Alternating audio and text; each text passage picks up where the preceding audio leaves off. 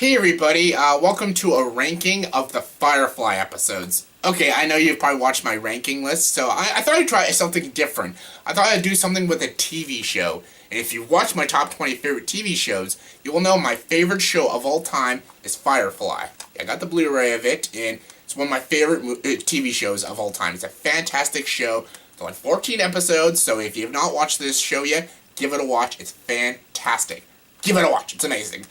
So I thought, since this Firefly is my favorite show of all time, I'd rank all 14 of the episodes. I love all the Firefly episodes, so linking my least favorite to my favorite was very, very hard. I'm like, I don't have a least favorite. I love all the episodes, but even the episodes I love, there's always a little bit of problems, so with very, very hard work, I actually ranked my 14th favorite to my first favorite Firefly episodes. So here we go. Here's the ranking of all the Firefly episodes, in my opinion. Coming at number 14 is The Message. This is near the ending of the show. This is the fourth last episode or something. This episode is a lot about Mel and Zoe, and because they actually receive a dead body in this episode, and the dead body is an old comrade of them who served with them in the independence during the war, and then they turn out the dead body isn't really dead. He's actually smuggling organs inside his own body, and he was just faking being dead. So basically, their old buddy, they come back and he bonds with them. He actually has a thing for Kaylee and everything.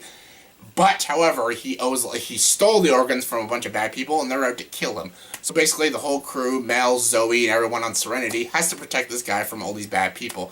Then they realize maybe this guy isn't who he says he is. Maybe this guy isn't as good as you think he is. And as it turns out, he really isn't. He's not the greatest guy. And yeah, the ending of this episode is a little sad, and this movie starts with a message from him, and it ends with a message from him, hence the title, The Message. And there's also a little side thing with Simon and Kaylee, which is a little fun, just a little cute, but why is this number 14? I like this episode. It's really good. The action at the third act is really good, the ending's a little sad, the message is really heartbreaking. Mel and Zoe are awesome, and the little side thing with Simon and Kaylee is a little funny and been done before throughout the show, but it's fun. Why is it number 14? The fucking character, the Conrad character. I forget his name. Yeah, I hate this guy. I hate this soldier. He's such an unlikable character, and we have to feel so much sympathy for him, and I don't. I can't stand the character. He brings this episode down. I don't know if it's the actor. The actor is actually played in a few Joss Whedon shows. He was in one episode of Buffy, and a couple episodes actually of Angel, and the actor, I guess, is fine, but actually, every character he plays in a Joss Whedon show, I can't stand him. And I could not stand him in this episode. He brought the episode down. I like the episode, but he brought it down, which is why it's only my number 14. Coming at number 13 is War Stories. This is near the ending of the show, and this is, in the episode The Train Job, they did a deal with kind of like a mobster guy, and yeah, they passed on the job, and this mobster guy's pretty much out, took a hit on them, and this mobster guy, basically, he finally tracks them down in this episode. Well, he tracks down Malcolm and Wash, because Malcolm and Wash are having some disagreements, because Wash thinks Mel has a thing for Zoe, his wife, but he doesn't, so he actually does a job with Mel on this desert kind of planet, and then this mob guy takes Wash and Mel kidnapped, and he basically tortures them. He, rips Mel's ear off, electrocutes them. So Zoe and the whole crew on Serenity have to go and save Wash and Mel. And basically that's the episode. It's like a rescue episode, which is cool. A rescue episode is pretty awesome. And the scene with River, and she closes her eyes and shoots all the guys, and she's like, no one in this world could stop me. That's fucking terrifying, but also badass. So yeah, this is a sweet episode. Why is it number 13 though? Honestly, I think all the other episodes on this list are just better, and there's a couple slow moments, and the bicker with Wash and Mel, I didn't find very funny or interesting. Obviously Mel doesn't like Zoe, so I thought Wash, I love Wash. Wash is an awesome character, but he was acting like a little bitch in this episode, and I didn't like that. I'm not trying to bash Wash. Wash is a great character. Alan Tudyk plays him so well. I love Wash. But I didn't like him in this episode. He was kind of like a whiny little bitch. All through this episode, all he kept saying through Mel is, stay away from my wife, stay away from my wife, you're not the boss of me. He acted like a 9-year-old in this episode, and I didn't like that. But yeah, the episode was fine. I do like this episode when they break Mel out and everything. When they're getting tortured, it's pretty fucked up. But yeah, Wash was annoying. And I don't find that mob guy, this little old guy, I don't find him a very disturbing villain. I don't find him very menacing or anything. I think he's kind of a weak villain in the show. So yeah, those two reasons why it's only number 13. Like the episode, just it's not as good as the... Coming in number 12 is Trash. This is the return of Saffron, played by Christina Hendricks. I love Saffron. She's such a sweet character. She's such a bitch, but she's so hot and so charming and so sneaky and clever. I can't help but love her. And yeah, she returns this episode, and this episode's great. She basically tries to screw Mel over again. And yeah, how this episode ends is very, very good. It's very, very funny, and it's very, very clever. And yeah, basically she pretty much offers the crew of Serenity a job. And the crew doesn't know whether to trust her or not.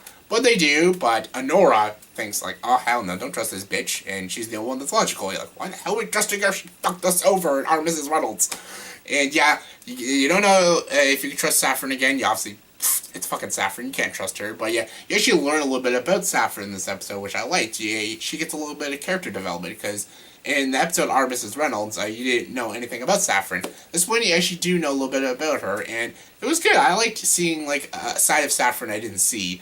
And yeah, I loved the bicker between her and Mel. This is a great episode. I like this episode. Now why is it only number 12? Honestly, just the other episodes I just find better. I don't have any problems with this episode.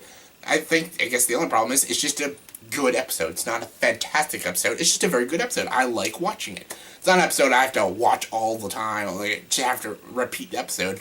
Just it's a good episode. It's a good episode if I'm marathoning the whole show. It's a good episode to watch. That's it.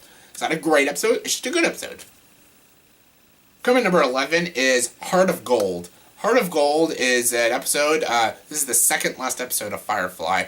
And in this episode, the whole crew goes to an independent planet, which is basically a desert planet. So this is basically a straight up Western type episode. And yeah, basically they have to help out a bunch of whores. Yeah, I know they're called companions, but these girls are whores. They don't work for the Alliance. They're just straight up whores. And yeah, one of these whores is pregnant, and the sheriff of this town in this planet, he wants to keep the child for himself and get, like, she can't have any rights for this child. He just wants it himself. And yeah, and Honora wants to help her, so Mel, Jane, Wash, all of them basically have a friggin' standoff with all the sheriffs and officers of this town to protect this woman and her baby. And yeah, that's pretty awesome. It is pretty awesome. The action in the last act of this episode is awesome. Mel is hilarious in this episode. Yeah, you could see some good performances by both Nathan Fillion and Marina Baccarin. And yeah, the true feelings that Honora has for Mel. I know everyone knows when you watch the show, Honora is in love with Mel, and Mel is of course in love with Honora, but he's just too stubborn, too stupid to say anything. But you actually see, you always think, maybe Honora doesn't like Mel, but this one actually shows that she does care for him. Because Mel does something, I won't spoil what he does, but he does something that upsets her, and you actually find out she has some deep feelings for him. And yeah, I like this episode. Like I said, just like the episode Trash, it's a good episode. It's not like a great episode. It's not an episode I can watch all the time, but it's a good episode to watch when I'm watching all the episodes. It's a good one, it's not the best one. Coming number 10 is The Train Job. Like I said, this is what brings back the old mobster guy. This is what started it. This is episode 2 of Firefly, and this was actually written and directed by Joss Whedon. And the writing in this episode is very, very good. The dialogue is very witty, and it's very clever, and all the characters are great and funny to watch. And the train job is pretty awesome, and seeing this train on this planet was pretty sweet. That train's pretty awesome. There's some decent action, and you get to see Crawl, this big motherfucker, and how Mel kills Crawl is probably one of the funniest things in the show. And yeah, I like this episode. It's a very good episode. This would actually probably be like my number 6-ish. But again, the only reason it's number 10 is because it brings back this is the one episode that brought him in. That stupid mob guy, this little old villain guy, and I can't stand him. He's such an unintimidating villain. I find him very annoying, but at least in this episode he's not in it as much, but I find him very, very annoying and irritating. So yeah, that brought this episode down a little bit. And again, there's some scenes that didn't need to be in it, but there was a lot of hilarious scenes in this episode, and that's why I really enjoyed it. And the train job, when they actually do the train job in the beginning of this episode, is pretty awesome. You actually get to see some of these people on this planet suffering. It's a little sad to watch, but it shows you how good Mel is. Mel is a really good character, and she shows you how kind and likable he is. Because of this episode, you get to see the true good side of Mel in this episode. And yeah, and plus the action's great, and yeah, I love it. And the classic line in this episode is, oh, it's aiming for his head.